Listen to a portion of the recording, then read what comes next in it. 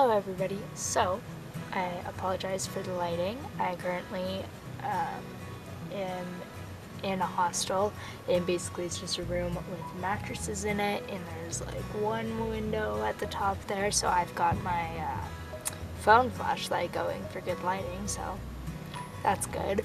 But today's video I am going to make kind of like what I usually do with the travel vlogs. It's just kind of like a collage of all the videos that I took, and the videos that I took were me trekking in the SAPA mountains, and it was absolutely amazing. So I'm gonna have you guys, I'm gonna show that to you now, and make sure to stay until a little bit later because I'm gonna talk a little bit more about it, just because the whole experience was so fascinating and so interesting, and I thought I would share it with you. So enjoy.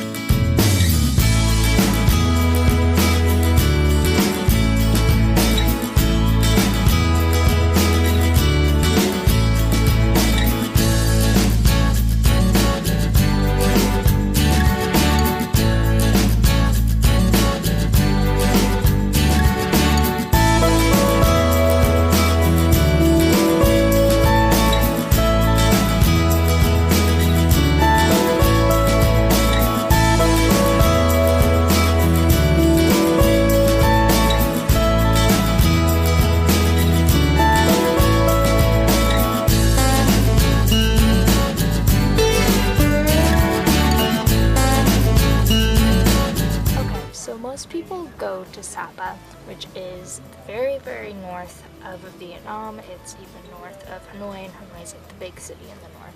And a lot of people go to SAPA to do trekking because it's very, very mountainous and very beautiful and full of rice terraces. So a lot of people go to do trekking. So I booked with SAPA Sisters, and basically they're just a tour group and full of girls, and it's all private, so it was just me and a guide, and her name was Lo Mao, I think I'm saying that right, and she was the sweetest person ever. She was so nice and so knowledgeable, and she just said some things that really interested me. Lo Mao, she is 24. She grew up in one of the villages, the second village that we visited, and she was just so nice, and she taught me a lot about what happens in the villages. So a lot about the girls. So girls don't have really any privileges or any type of equality in the village. Men always have to do the work, while women just basically sit and be a good wife. She said that men actually scout their wives, and they base that off of not their beauty or their attraction, but what their clothes look like, because they all make their own clothes, and so that if somebody's wearing really, really nice clothes, then they know that they are good wife material to help them out, and they will wear those to the Sunday markets, because it's not really, they're not out working and they don't have to worry about getting it dirty. And when they go out to the Sunday markets, a lot of men are there, and if a man sees a woman that he likes, then he will try to figure out her name, where she lives, things like that.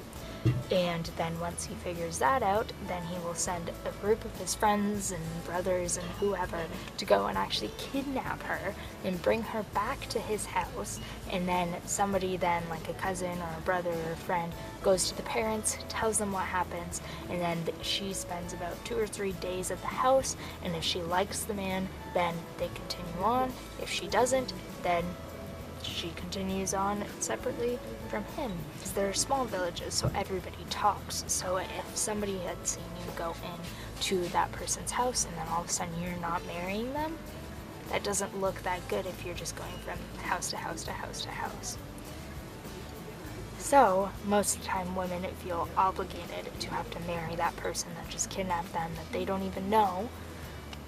So it's kind of crazy, and she said that did, and Lo Mao said that did happen to her a couple of times, but she was very tough, and so a lot of the guys don't want to have to deal with kidnapping somebody that's going to try to beat them up, and she said that she would often try to do that.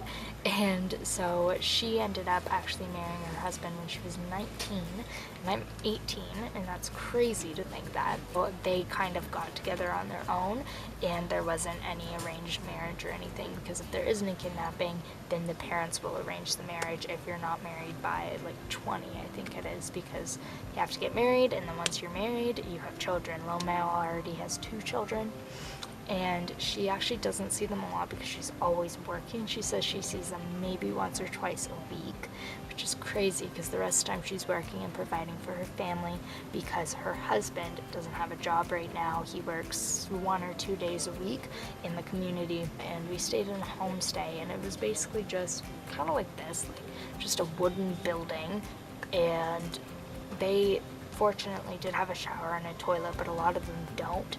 They just go outside in the woods, but it's basically just building. They just build, and it's just open. There's kitchen, there's your bedrooms, there's everything right there. And I also thought it was really crazy because the children, like when I was younger, I would watch TV or I'd play outside with like ball or whatever toys my parents bought me, but these children that were at the homestay were just playing with, the one thing they were playing with was just a wire, and they were using it as a jump rope, and then the other thing was basically like a plastic spring with a hole in it, and then bird feathers shoved into it, and they were using it like a birdie, and they were using the bottom of their shoes to hit it, and it was honestly so smart. Like, it was so creative, and I played with them with those two things for probably about 2 or 3 hours, just playing with them with that, and it was so enjoyable.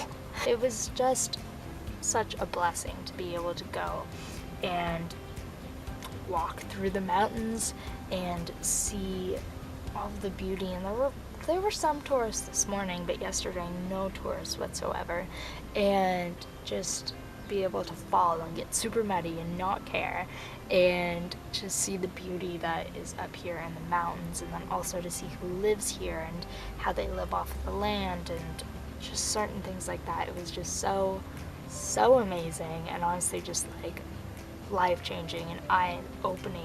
It was an eye-opener to see, like how I could live differently and how I can, because I love the way of life here. It's so simple, and nobody seems as stressed out as everybody does in even Hanoi, even in the cities in Vietnam. Everybody's so stressed out because it's more westernized, where here it's just very simple. I would definitely recommend SAPA Sisters. They are just amazing women, and they make sure that your safety is always first, and they also make sure that they do the treks that you want to do. And I would definitely recommend staying in a homestay or even a hostel like this, because this is also kind of a homestay. There's a family here that lives here, and there's dogs, so obviously it's great. I'll link the name to this hostel. I'll also link SAPA Sisters page down below. That's enough rambling for today, so thank you so much for watching, and I will have more travel vlogs and also just different videos. Those are coming at you soon, and make sure to like, comment, and subscribe, and see you next time.